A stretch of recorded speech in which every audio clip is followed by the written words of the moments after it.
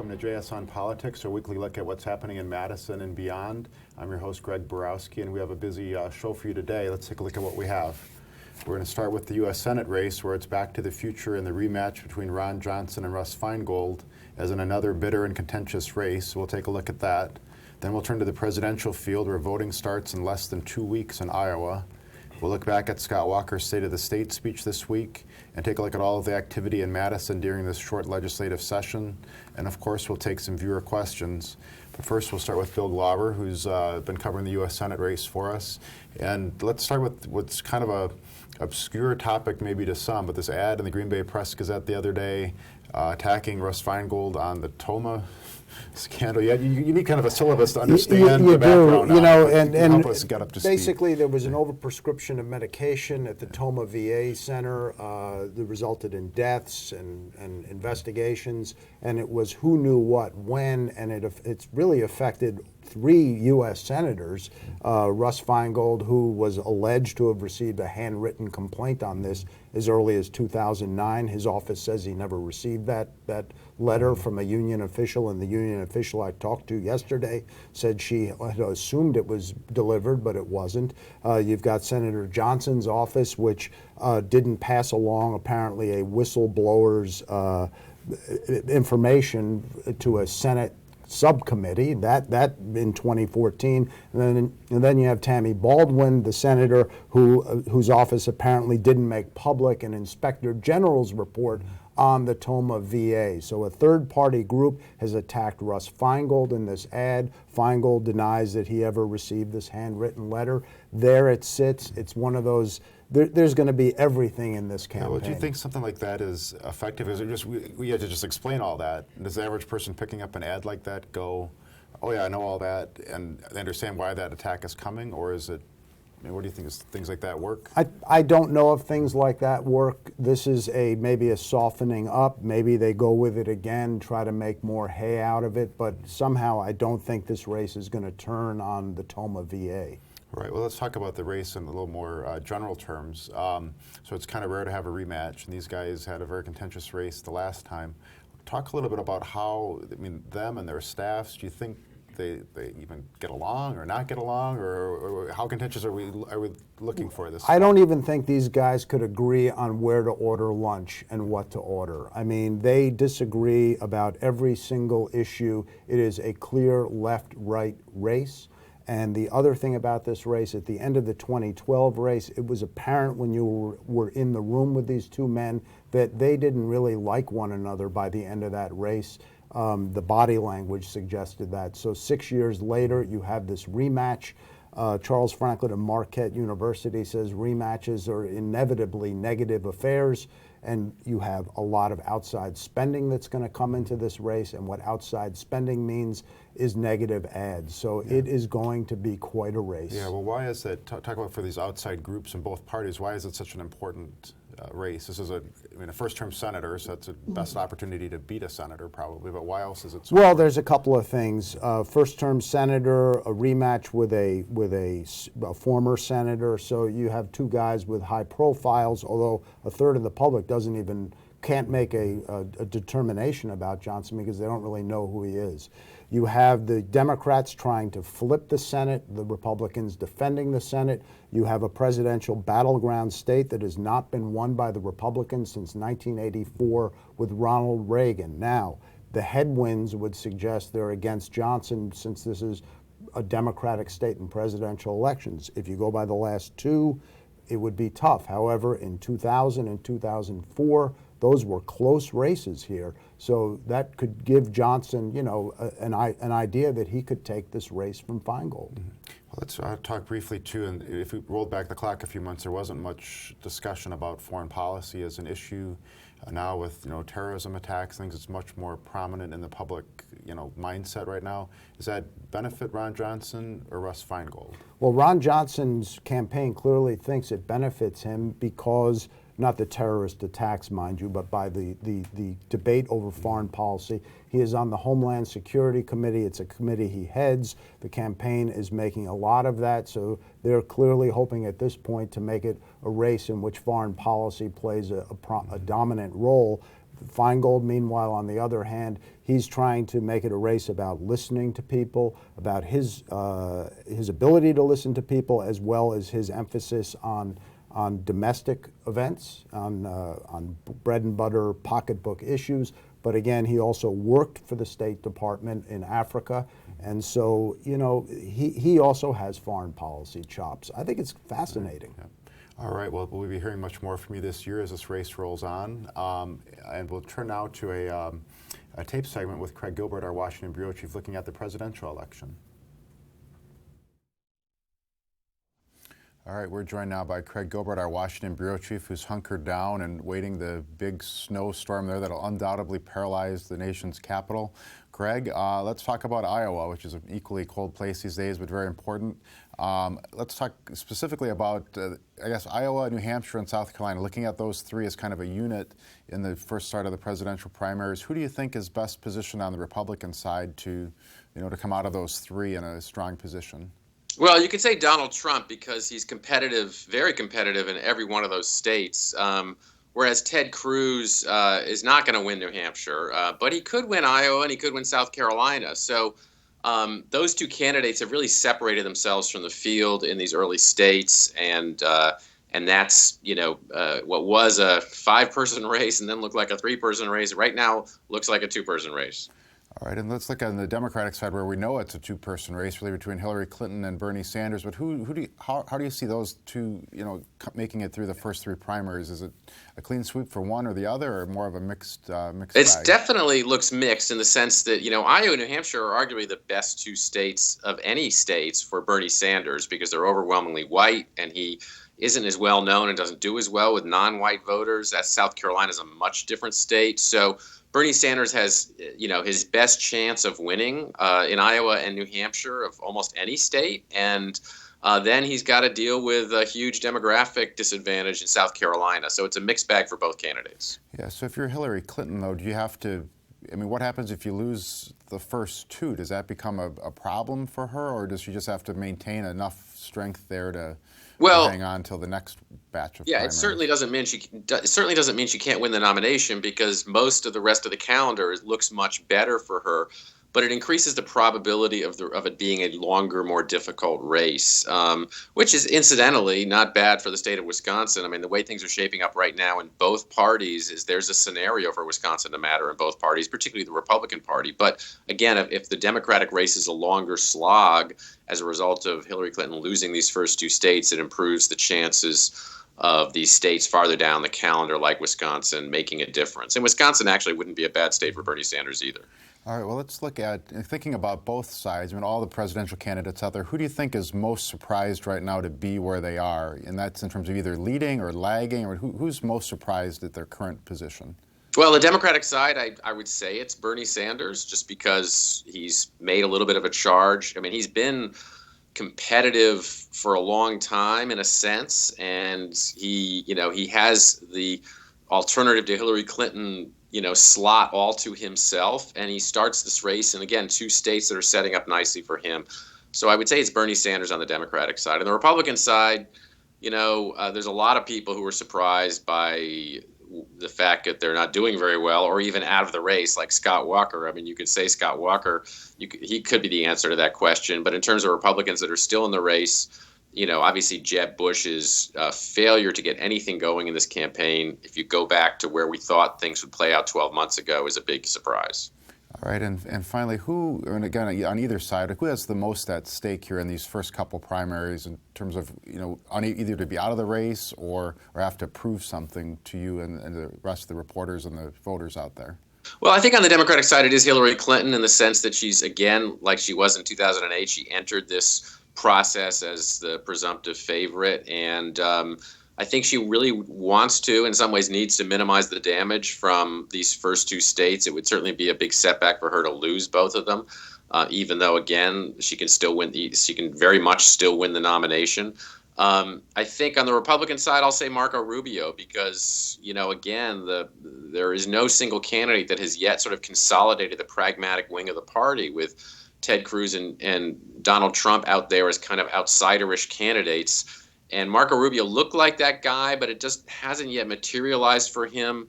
He needs to do something in these first 3 states, I think, to try to consolidate that constituency in the party and give the party establishment hope that he can be a contender down the road and try to stop one of these other 2 candidates that the establishment really fears.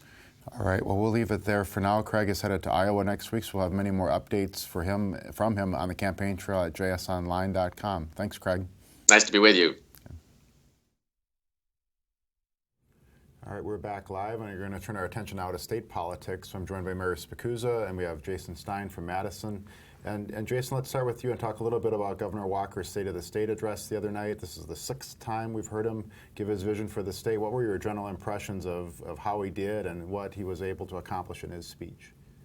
Well, obviously 2015 was a difficult year for the governor. He ran for president and was only the second Republican to drop out of the race in September. His polling numbers, his approval ratings had dropped in Wisconsin while he was doing that. So this was his chance to start afresh, start with a new year, and rebuild his political status in Wisconsin and decide whether or not down the road he runs for a third term. Obviously, though, one challenge he had is that the state budget is tight and it's difficult to put forward big new ideas when you don't have a lot of extra money. So what he spent his time doing was telling the viewers about what he's accomplished in his first 5 years as governor, rather than looking ahead to new things he might be doing. All right, Mary, let's get your take on that same thing. You know, he's sort of resetting the table for folks. Has he done that? He's been very out and about the last couple of days to try to, keep his presence and visibility up there, but how did he do? You know, he has been traveling the state, not really Madison, Milwaukee, but getting out there more, I think trying to raise his visibility.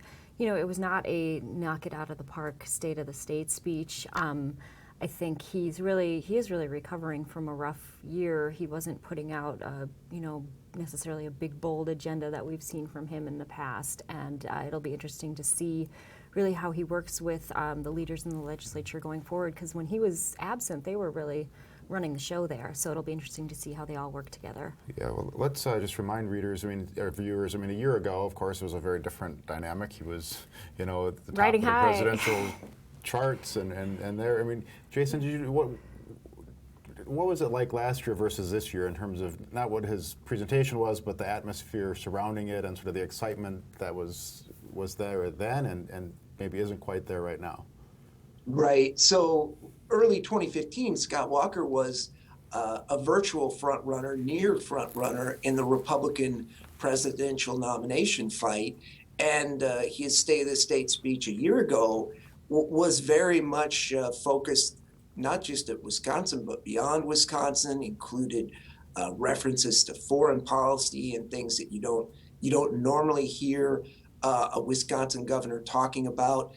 His speech on Tuesday was an attempt to push the reset button, refocus on Wisconsin, and try and keep Wisconsin focused on him. So he was trying to talk about the fact that property taxes are lower today than they were statewide in 2010, the year before he took office.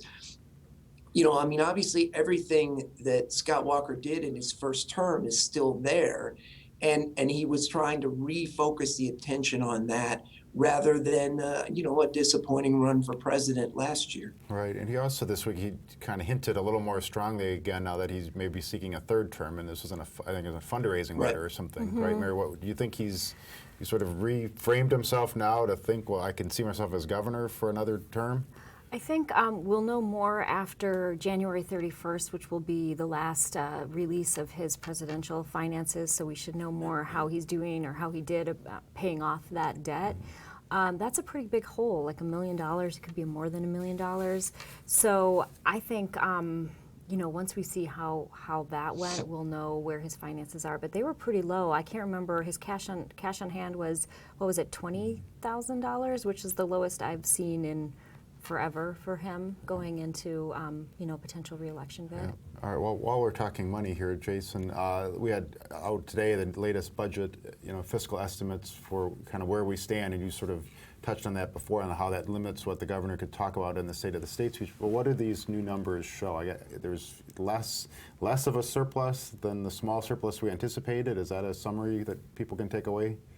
Yeah, I think that's right. Yeah. I mean, this is what the governor knew Tuesday, and we didn't, which is that state revenues are falling just a little bit below what they had expected to be. And, normally in many states, this would not be a big deal. But in Wisconsin, we really budget to leave only the smallest possible financial cushion. So even a very small downtick in what we expect our taxes to be does matter for Wisconsin for that reason. So, again, this is why you saw the governor talking in terms of $1 million here or $1 million there, rather than some of the big sweeping proposals that he put forward in his first term.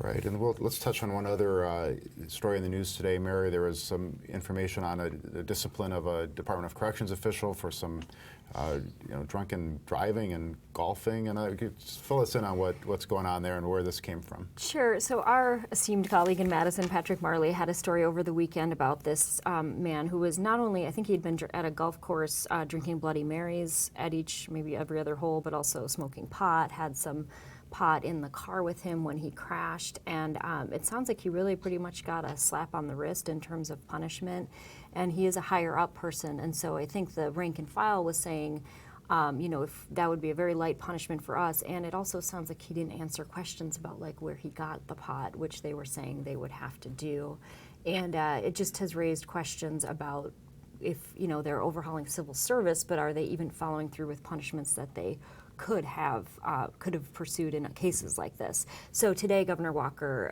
essentially in another story that Patrick did, said that punishment is not severe enough, and he wants the Department of Corrections to review their policies. All right, it's almost like you know where we're going on this show, because we want to talk about what's happening in Madison this week, and that includes civil service reforms. We've got it all connected here. But Jason, I mean, there's a sort of a real busy period and a very short period here as the legislature tries to wrap things up. But civil service reform was one of these issues that came up while the governor was out campaigning. It's right. Through the legislature. What are the sort of practical impact of those changes on the state workforce? Sure. So this was really the first thing that the governor put forward when he came back from his wrapping up his presidential campaign. This is something that these changes affect tens of thousands of state workers, so they are significant. The Walker administration is saying that this 100-year-old system for ensuring that we hire and fire for merit, not politics, needs to be overhauled to make the state more efficient. And, critics of the proposal say that they're worried it could lead to favoritism or cronyism in state hiring. And so you had this bill pass the Senate last night, and it's going to go to Walker's desk. Obviously, he's going to sign it, and we'll see in the coming years how it plays out. All right, and one of the other things that got action yesterday was some funding cuts for Planned Parenthood. We can talk a little bit about that, Mary, and where the battle over that.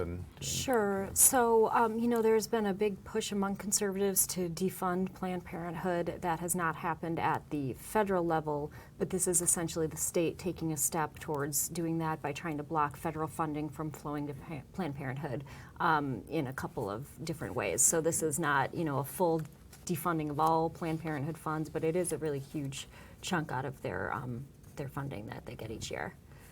All right, we're going to hit a couple other topics. When I used to cover the legislature in Michigan, and whenever I'd ask the floor leader on a day of what's coming up, it's like it's a cats and dogs day, because it was like a random stuff, and it feels like that's what was happening yesterday. We had heroin and prescription drug abuse measures, concealed carry for knives, Blaze Pink, the state treasurer. Can that office be shut down? Jason, of all those other pieces, which are the ones that you think voters should be paying attention to or will have impact, or are these all just so narrowly defined that it's, if you're not a hunter who wants to wear pink, it doesn't have much impact on you? Jason is a hunter who wants to wear pink, Yeah. just to clarify. Yeah, I just don't know it yet. Well, I would never say that, this is a minor issue. Come on, this is Wisconsin. Deer season has hundreds of thousands of people involved.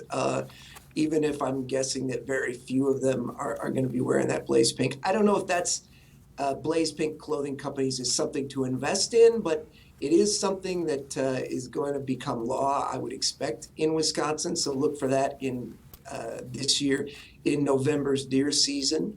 The state approved, or is closer to approving after the Senate voted, allowing people to carry switchblades or hatchets or other edged weapons without a license, as long as you're not disqualified from applying for a concealed carry permit. So basically, if you're not a felon and you don't have, a court hasn't found you with mental health problems, you will be able to carry these sorts of bladed weapons. Then in other action, the legislature moved a step closer towards giving voters the chance to decide whether or not we still need a state treasurer.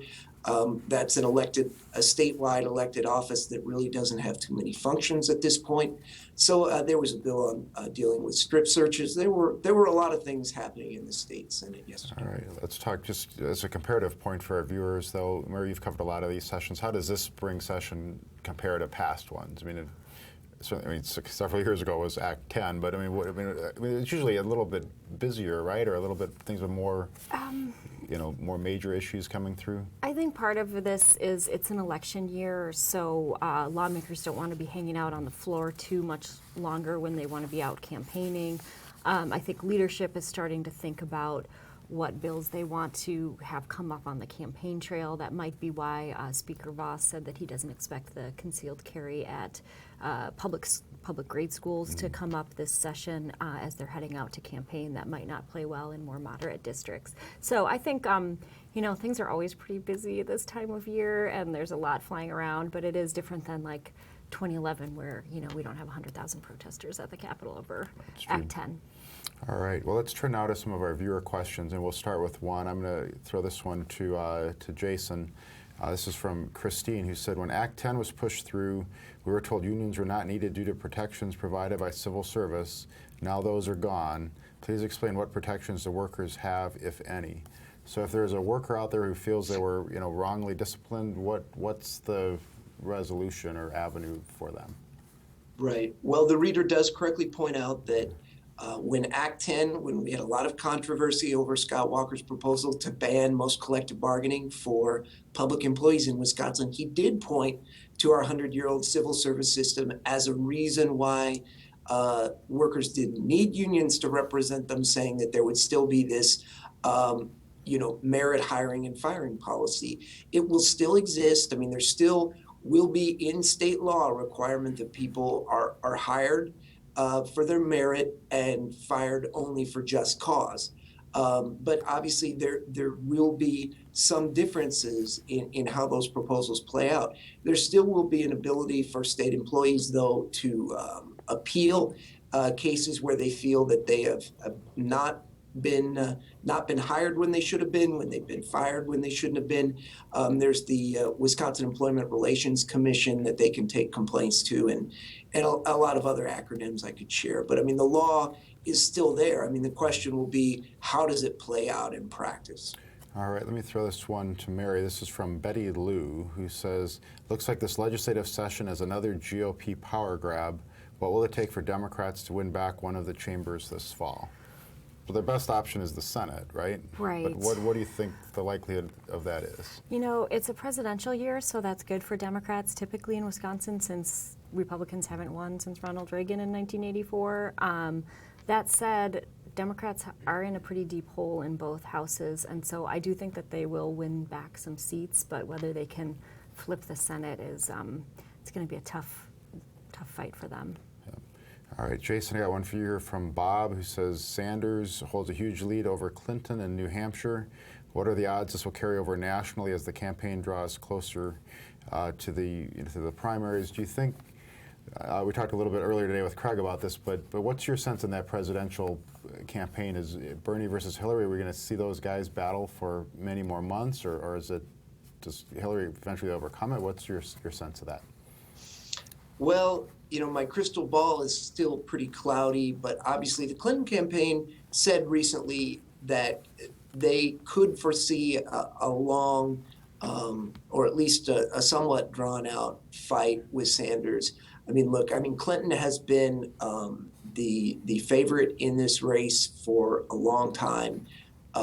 There's no reason before any voting has taken place to necessarily change that. I think we'll probably have a much better sense in several weeks how that race is shaping out.